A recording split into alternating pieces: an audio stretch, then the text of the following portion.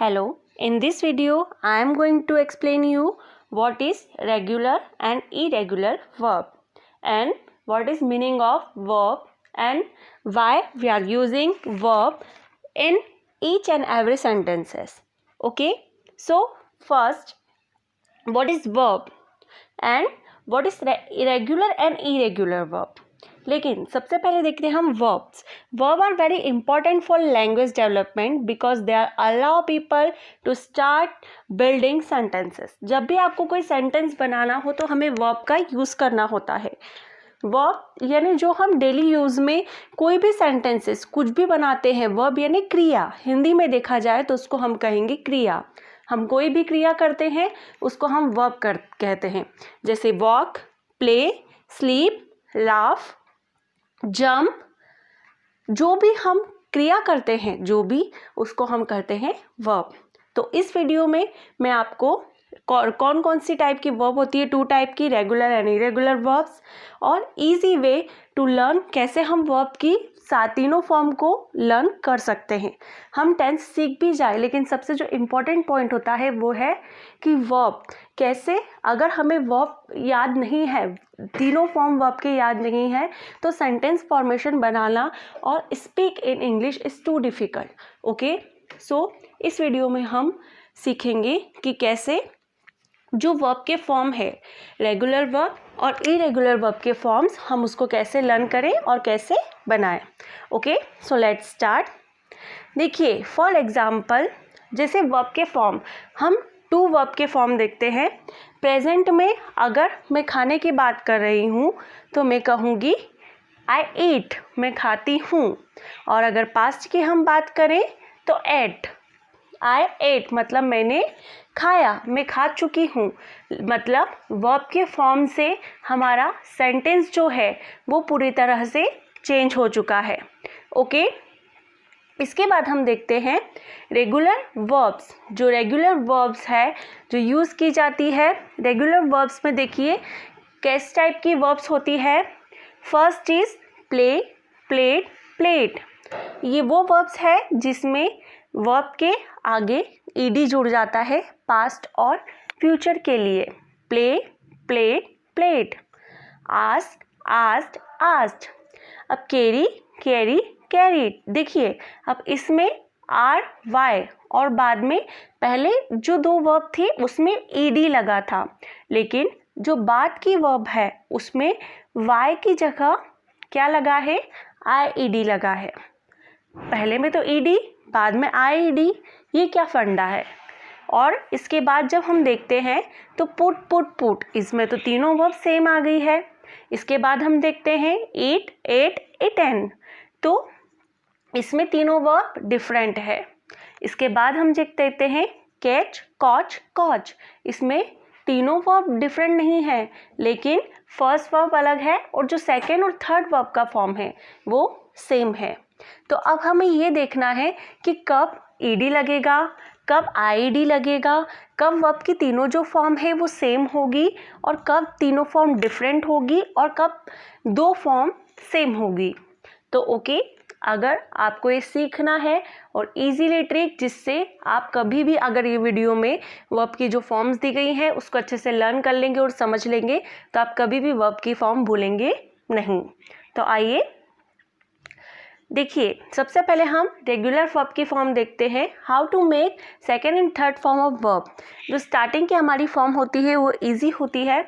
जैसे प्ले है, ईट है, जंप है. अब उसका हमको सेकेंड और थर्ड फॉर्म बनाना है तो हम कैसे बनाएंगे. ओके, तो लेट्स स्टार्ट. फॉर एग्जाम्पल, ये जो सिंपल वाले वर्ब्स हैं जिनमें लास्ट में जो वर्ब की फॉर्म होती है उसके पीछे क्या लगता है, सिर्फ ईडी का यूज़ होता है. एंड के बाद ईडी को जोड़ दिया जाता है. For example ask, asked, asked. इसमें क्या हुआ है, आस्क के बाद में ईडी लगा है और जो प्रेजेंट के बाद पास्ट और फ्यूचर दोनों में क्या लगा है, ईडी. अब अगर हमें सेंटेंस बनाना है, आई आस्क, मैंने पूछा. ठीक है, मैं पूछना. ठीक है, आस्क यानी पूछना. ठीक, और अगर आस्क्ड हुआ तो क्या हुआ, पूछना, ठीक है, I ask.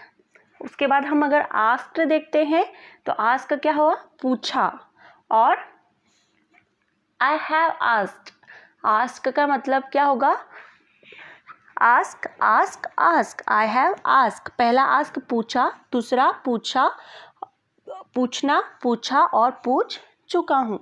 Talk talk talk, आया समझ में।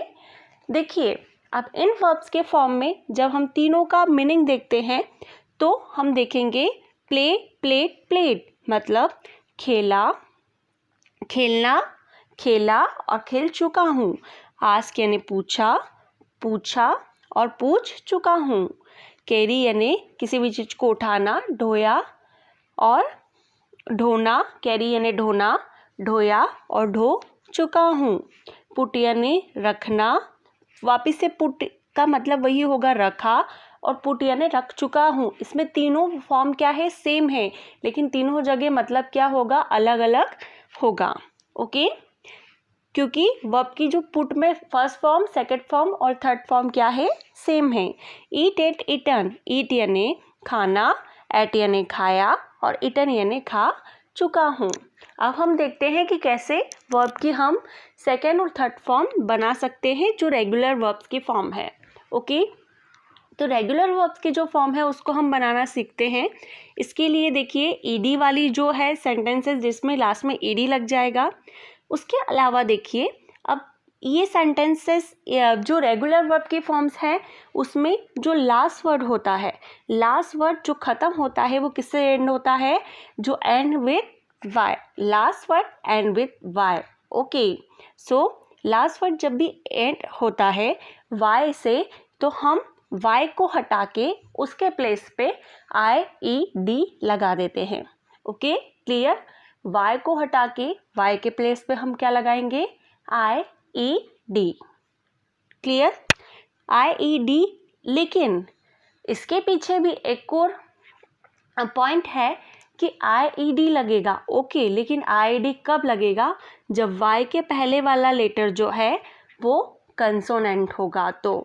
ओके, तो आपको पता है कि कंसोनेंट और वोवेल क्या होते हैं, हमारे जो एबीसीडी के लेटर्स होते हैं उसमें ए ई आई ओ यू हमारे वोवेल्स होते हैं और बचे हुए जो लेटर होते हैं वो कंसोनेंट होते हैं। तो जब वाई के पहले वाला लेटर कंसोनेंट होगा तो वाई के प्लेस पर हम आई ई डी लगा देंगे। For example carry, carry, carry, carried, carried. Okay, अब देखिए वर्ब्स एंड विथ वाई, वापिस से वर्ब्स एंड हुई थी वाई के साथ, लेकिन हमने क्या देखा था, जब वाई के पहले वाला लेटर क्या हो, कंसोनेंट, लेकिन वर्ब्स जब एंड होगी वाई के साथ लेकिन वाई के पहले वाला लेटर अगर वॉवेल होगा तो हम क्या करेंगे, जब वाई का पहले वाला लेटर वॉवेल होगा तो उसके आगे हम वाई को हटाकर आई डी नहीं लगाएंगे, हम सिर्फ ई और डी लगाएंगे।